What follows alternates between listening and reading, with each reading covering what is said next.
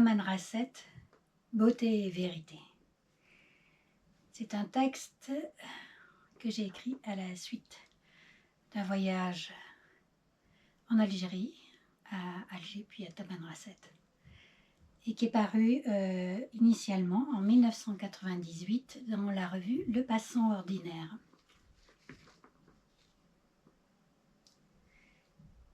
J'ai oublié le nom de cet hôtel à Tamanrasset, mais je me souviens des paroles du prêtre à propos d'éventuelles adaptations cinématographiques de la vie de Charles de Foucault. J'ai du mal avec la fiction. Tout le problème de notre vie est là, fiction ou pas fiction. On n'arrête pas de se raconter des histoires en se demandant désespérément laquelle est la bonne. Ou bien on décide de croire dur comme fer à la première histoire venue. Et alors tout va encore plus mal. Hier soir à Tamanrasset, le ciel était rose de sable et le vent soufflait à déraciner les arbres dans les rues. De rares grosses gouttes d'eau se mêlaient à la tempête de sable, si rares qu'elles n'adoucissaient en rien la chaleur ni la sécheresse de l'air. D'habitude, le ciel est toujours bleu, semblaient s'excuser les gens du pays avec leur habituelle gentillesse. Les Touaregs sont très beaux, voilés jusqu'aux yeux, leurs yeux sombres et pétillants. Ils sont beaux et ils ont le sens de la beauté, on le voit à leur façon de se tenir et de se vêtir. La beauté des hommes ne suffit-elle pas à vous donner envie de rester dans un pays? Dans les rues de la ville du désert, roses et sèches et désolées comme le sable, des jeunes désœuvrés regardent passer le temps comme d'autres ailleurs le font en bas de leur cité. Ici aussi, en plein désert, comme dans toute l'Algérie, comme chez nous, le chômage frappe. Il est vrai qu'avant les événements, on comptait pas moins de 150 agences de tourisme dans cette ville de garnison qui fut toujours une porte mythique du Hogar. Guides, 4x4, qui aspiraient à vivre ses rêves de petit prince trouvaient à Tam toute la logistique nécessaire. Mais il n'est rien, pas même les rêves, que l'homme ne sache détruire. Et les guerres sont plus fortes que la paix du désert. Les 150 agents sont fermés, les adolescents, essentiellement des garçons, qui marchent par petits groupes dans la poussière des rues, ont l'air farouches. Il paraît qu'ils ne sont pas commodes. Pourtant, une musique lancinante s'échappe d'une épicerie, et c'est toute la magie poignante et exaltante du Maghreb qui soudain vous enlève, et encore une fois, vous donne envie de rester. La veille, on a dormi à la Belle Étoile, dans le Hogar. Tagrera, vaste lit de sable, encore belle et d'orgue, montagneuse. Aller-retour, 600 km de piste, à toute allure, dans les 4x4 pilotés par ces Touaregs, à mon avis bien plus fortiches en conduite que n'importe quelle star du Paris-Dakar. C'est en arrivant au but, pendant que les autres entreprenaient l'ascension de la dune pour admirer le coucher de soleil sur l'étendue tuante du désert, que Youssef m'a raconté une histoire. En marchant lentement vers le cœur du site, lentement, l'âme lourde, comme on voit de pénétrer un corps pour la première fois, notre corps même, le corps intime du monde, notre chair exsangue et crue, guérie jusqu'à l'os de tous ces mensonges. C'est l'histoire d'un petit garçon perdu. Sa mère l'avait laissé jouer devant la porte, et puis il avait disparu. Ne le retrouvant pas, elle a fini par donner naissance à un autre garçon qu'elle a appelé du nom de son premier fils. Pendant ce temps-là, l'enfant perdu avait été adopté par une autre famille. Devenu adulte, il consulta une spécialiste des esprits, ou si vous préférez, une spécialiste de la mémoire, qui le mit en condition de remonter dans le temps, interroger à distance sa mère biologique et apprendre d'elle son nom et son adresse. Ainsi l'enfant perdu put-il retrouver sa mère originelle.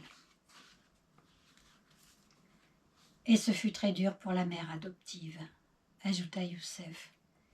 qui avait assisté à la longue et douloureuse séance de spiritisme, et en était resté tellement bouleversé que plus tard, il me parla 2 autres fois encore de cette histoire.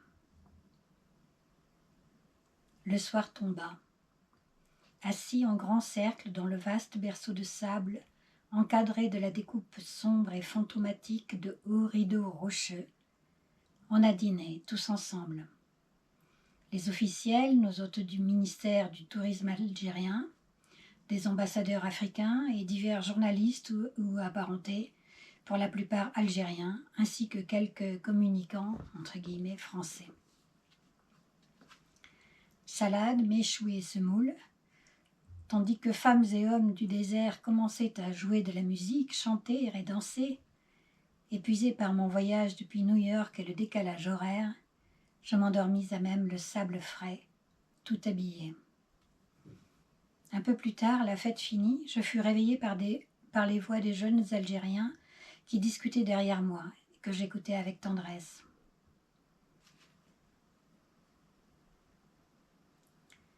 Au plus profond de la nuit, quand tout le monde fut endormi dans le sable, je regrettais de ne pouvoir m'isoler tout à fait pour laisser couler et sursauter de moi de bonnes larmes sensuelles, de bons sanglots mystiques, de bons orgasmes métaphysiques dans le silence des étoiles.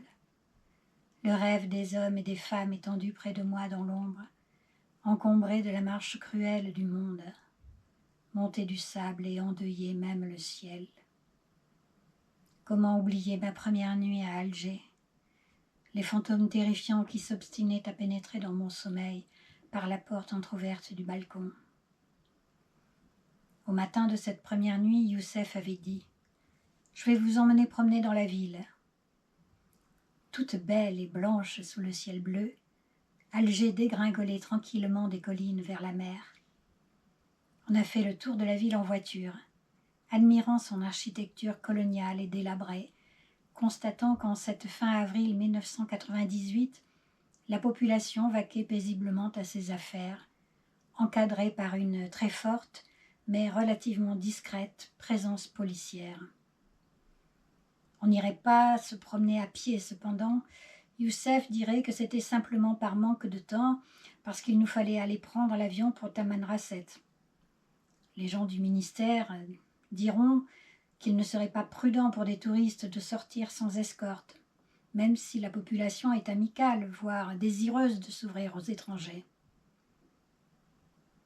S'il ne vous laissait pas sortir seul, dira à Paris le chauffeur de taxi algérien, ce n'était pas seulement pour votre sécurité, mais surtout pour vous empêcher de parler librement avec les gens et d'entendre leur mécontentement.